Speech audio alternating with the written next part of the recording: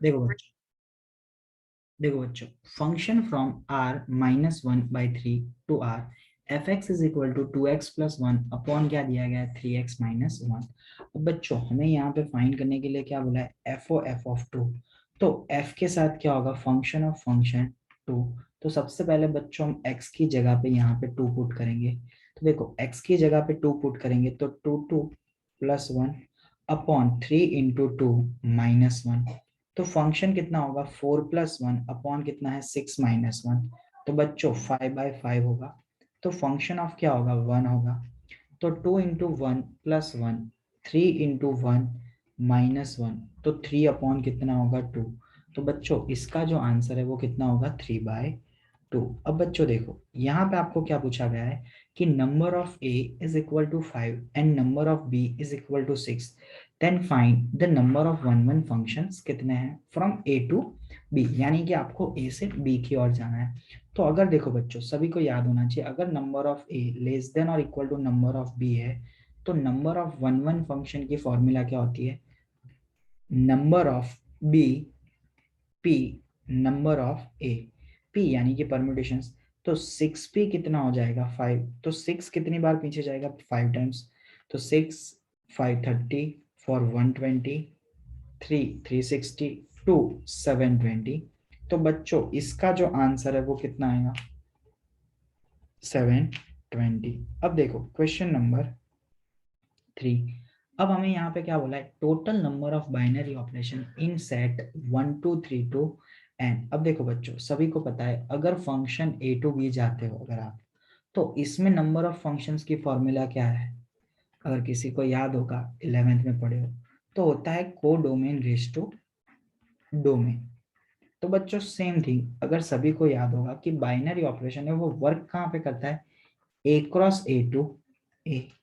तो number of binary operations कितने होंगे, तो बच्चों नंबर ऑफ बाइनरी ऑपरेशंस क्या होंगे, तो देखो number of A raise to क्या होगा number of A cross A, क्योंकि देखो को डोमेन क्या हुआ ए हुआ और डोमेन क्या हुआ ए क्रॉस ए। तो number of A cross number of A, तो number of A into number of A. But बच्चों सभी को पता है कि ए में अभी एलिमेंट कितने हैं एन है। तो एन रेस टू क्या होगा एन इंटू एन, जिसकी वजह से इसका आंसर क्या आएगा एन एन स्क्वायर आएगा। क्या आएगा एन एन स्क्वायर। तो देखो इसका आंसर आएगा बच्चों एन एन स्क्वायर। अब देखो नेक्स्ट क्वेश्चन क्या, क्वेश्चन 4। अब देखो सभी को पता होना चाहिए पहले को इनवर्स फाइंड करना है तो क्या आना चाहिए। देखो इनवर्स फाइंड करना है तो आपको आइडेंटिटी एलिमेंट आना चाहिए। गुजराती में बताओ तो तटस्थ घटक केवी रीते शोधो ए आवड़વું જોઈએ અને વ્યસ્ત કેવી રીતે શોધો। तो देखो बच्चों इसके लिए सिंपल से फॉर्मूला है कि, और उससे भी पहले क्या चेक करना होता है, तो ए स्टार बी और बी स्टार दोनों सेम है तभी जाके आप क्या फाइंड कर सकते हो उसका आइडेंटिटी एलिमेंट। तो देखो बच्चों अगर मुझे इसका आइडेंटिटी एलिमेंट ढूंढना है तो फॉर आइडेंटिटी एलिमेंट मैं क्या करूंगा बच्चों कि ए स्टार को कोई कांस्टेंट नंबर ई से मल्टीप्लाई करूंगा तो जिसका आंसर क्या आना चाहिए ई। हाँ तो देखो ए बी बाई 3 उसकी जगह पे बी की जगह पे अभी ई जाएगा तो a/3 और ये a हो गया। तो ये और ये कट हुआ बट मैंने यहाँ पे लिख दिया है कि a can not be A zero, A zero नहीं है तभी मैंने काटा है। तो यहाँ पे क्या होगा 1। तो e की जो वैल्यू है वो कितनी होगी 3। अगर बच्चों e 3 है तो हम इसका क्या ढूंढ सकते हैं इनवर्स, यानी कि बच्चों इनवर्स ढूंढने की फॉर्मूला क्या है ए स्टार बी को बाद में हम किसके साथ इक्वल करते हैं ई के साथ। अगर ये आपको सीखना है तो फिर बहुत बड़ा लेक्चर होगा। मैंने सिर्फ यहाँ पे एमसीक्यू के रिगार्डिंग ही बताया। तो A star B is equal to कितना होगा ई। अब बच्चों ए स्टार बी जो है तो ए बी बाई 3, बट बच्चों ई तो कितना है 3, अब भी जस्ट हमने फाइंड किया उसी का डेटा वहां पे पुट किया। तो A B is equal to क्या होगा 9। तो बी इज इक्वल टू क्या है 9/a। बच्चों बी नथिंग बट वो किस है ए का इनवर्स ही है। तो बच्चों A inverse is equal to कितना होगा 9/a। बच्चों इसमें डिफरेंट तरीके से कभी कभी पूछते हैं कि पॉइंट 10 का इनवर्स शोधो, यानी कि फाइंड अ पॉइंट 10 इनवर्स। तो बच्चों हम क्या करेंगे ए जो है ना उसकी जगह पे क्या रख देंगे पॉइंट 10। तो 9 अपॉन कितना होगा पॉइंट 10। तो 9 इंटू कितना हो जाएगा ऊपर 100 नीचे 10, तो ये कट गया तो आंसर क्या आएगा 90। तो ये एक्स्ट्रा में जाएगा क्योंकि मैंने यहाँ पे पूछा क्या था, सिर्फ इनवर्स ऑफ ए पूछा था, बराबर, इनवर्स ऑफ 9 नहीं लिखा है, तो कोई गलत मत समझना। चलो यहाँ पे देखो नेक्स्ट क्वेश्चन। अब देखो किसी का भी अगर आपको इनवर्स ढूंढना है तो सभी को पता है, अगर बच्चों एफ ऑफ 1 का आंसर 2 आता है तो एफ इनवर्स ऑफ 2 कितना होना चाहिए, 1 होना चाहिए कि नहीं होना चाहिए। तो देखो बच्चों अभी मुझे पता नहीं है कि एफ इनवर्स ऑफ 7, उसका आंसर समझ लो कुछ y आता होगा, तो समझो f ऑफ y जो होगा उसका आंसर क्या आना चाहिए, 7।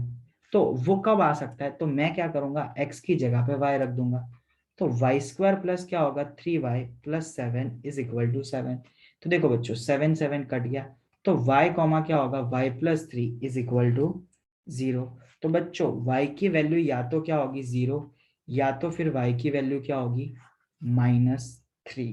तो बच्चों -3 तो गिवन नहीं है, तो आंसर क्या आता होगा 0 ही आता होगा, बराबर। तो ये आप कर सकते हो। अगर किसी को नहीं आता है तो यहाँ पे क्या करने का, 0 पुट करो, ऐसे नंबर से जाना है, अगर ऑप्शन से जाना है तो नीचे से जो ऑप्शन देगा उसमें पुट करो किसका आंसर 7 आ रहा है, वो आपका राइट आंसर है। किसी में नहीं आएगा सिवाय 0 के, बराबर। चलो क्वेश्चन नंबर 6 पे जाते हैं। अब बच्चों यहाँ पे हमें क्या बोला है कि GOF-1 ढूंढना है, तो सबसे पहले हम ढूंढेंगे GOF-1। तो G के साथ क्या आएगा f ऑफ -1। तो बच्चों सबसे पहले हम देखेंगे f ऑफ -1 कितना है, तो यहाँ पे पुट करेंगे, तो f ऑफ -1 कितना होता है -1 + 1, तो ये कट गया, ये कितना होगा 0। तो g ऑफ 0, तो बच्चों g ऑफ 0 जो है वो पॉसिबल है, नहीं पॉसिबल है, क्यों, क्योंकि इसके डोमेन में आता ही नहीं है। 0 does not belongs to natural number, तो इसका आंसर क्या आएगा नन ऑफ दिस। बोलो बच्चों समझ में आया कि नहीं आया, इसका जो आंसर है वो क्या आएगा नन ऑफ दिस। तो ऐसे छोटी छोटी बातें ध्यान रखने की। अब देखो बच्चों सभी को पता होगा रिफ्लेक्सिव ट्रांजिटिव, रिफ्लेक्सिव का मतलब क्या होता है, ए का रिलेशन ए के साथ होना चाहिए, बट ए के जितने भी एलिमेंट है ना उसका सभी का होना चाहिए, यानी कि 2 2 होना चाहिए, 3 3 होना चाहिए, 4 4 होना चाहिए, 5 5 होना चाहिए। तो देखो 2 2 है, 3 3 है, 4 4 है, 5 5 है। तो देखो ए कॉमा ए बराबर बिलोंग्स टू रिलेशन में होना चाहिए, तो ये तो एवरी पेयर ऑफ ए है। तो यहाँ पे हम इसको बोल सकते हैं कि ये रिफ्लेक्सिव है, क्योंकि मुझे सारी पेयर मिल गई। देखो 2 2 मिला है, 3 3 मिला है, 4 4 मिला है, 5 5 मिला है। अब देखो अब हमें देखना है सिमेट्री। तो सिमेट्री में देखो मेरे पास 2 3 है, तो 3 2 होना चाहिए, हाँ वो है, तो ये भी है। अगर देखो मुझे क्या चाहिए बच्चों, सिमेट्री के बाद हम जाते हैं, सिमेट्री में दूसरा टॉपिक भी है 3 5, उसका दूसरा एलिमेंट भी है, तो 5 3 भी होना चाहिए, वो भी है। तो 3 5 भी है और 5 3 भी है। अब हम जाते हैं रिफ्लेक्सिव के बाद कहाँ पे जाएंगे, तो ट्रांजिटिव पे जाएंगे। अब ट्रांजिटिव में देखो 2 3 है, तो 3 2 भी है, तो देन 2 2 भी है।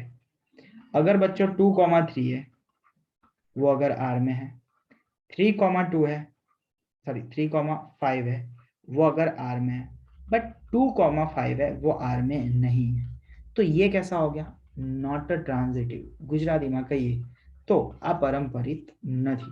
तो बाળકો अपरंपरित नहीं लेकिन नॉन ट्रांजिटिव है, नॉट अ ट्रांजिटिव। तो हमारे पास ऑप्शन क्या है, रिफ्लेक्सिव होगा और सिमेट्रिक होगा, तो ऐसा ओनली ऑप्शन क्या है बी। तो ये हमारा हो गया बी ऑप्शन। चलो अब बच्चों क्या बोला है कि हमें इसका आइडेंटिटी एलिमेंट फाइंड करना है, बट वो क्यू प्लस में ही होना चाहिए। तो देखो आइडेंटिटी एलिमेंट फाइंड करना है तो हम क्या करेंगे, ए स्टार ई को ए के साथ इक्वल करेंगे, तो A E by 2 is equal to क्या होगा ए, तो ए कट गया but A can not be A 0। तो बच्चों ई की जो वैल्यू है वो कितनी है 2, तो आंसर क्या आएगा 2। तो ये एकदम इजी सा क्वेश्चन होता है, ये कभी ना कभी पूछते हैं, या तो गुजकेट में पूछते हैं या तो फिर बोर्ड में पूछते हैं। अब देखो बच्चों ये मुझे मेरे पास है साइन वाला क्वेश्चन, और मुझे आंसर सारे कॉस में दिख रहा है और साइन में भी दिख रहा है, बट ये साइन इनवर्स है अंदर कॉस है, या तो अंदर वाले को साइन इनवर्स में कन्वर्ट करो या बाहर वाले को, तो मैं क्या करता हूँ बाहर वाले को कॉस इनवर्स में चेंज करूंगा। तो 2 के साथ क्या लिखूंगा π/2 माइनस कॉस इनवर्स ऑफ क्या लिखूंगा कॉस ए। तो देखो साइन 2 इंटू कितना होगा पाई बाय 2 माइनस कितना है a। तो अब 2 को अंदर मल्टीप्लाई कर दो तो क्या हो जाएगा पाई माइनस 2a। अब बच्चों सभी को पता होगा पाई यहाँ पे होता है -2 थीटा यहाँ पे होता है, तो साइन पाई -2a कितना होगा साइन 2a। यानी कि बच्चों हमारा जो आंसर है वो ये होगा साइन 2a। अब देखो यहाँ पे साइन इनवर्स ऑफ x/5 है। अब सभी को पता है बच्चों कॉसेक इनवर्स उसका उल्टा करूंगा तो साइन इनवर्स मिलेगा, यानी कि 4/5 इज इक्वल टू पाई/2। अब बच्चों साइन इनवर्स 4/5 को अगर मैं इस तरह से चेंज करूं, ये 4 है ये 5 है तो ये 3 है, तो sine inverse of x/5 plus cos inverse of 3/5 वो कितना होना चाहिए पाई/2। तो सभी को आइडेंटिटी पता होगी कि sine inverse of x plus cos inverse of x तभी पाई/2 होता है जब x की वैल्यू कैसी है सेम। तो यहाँ पे बच्चों x की वैल्यू क्या हो जाएगी 3/5, बट ये तो x की वैल्यू होगी, बट मेरे पास तो क्या था x/5, तो x/5 इज इक्वल टू 3, तो 5 चला गया, तो x की जो वैल्यू है वो कितनी होनी चाहिए 3। बच्चों समझ में आया कि नहीं आया? तो आज के लिए इतना ही काफी है।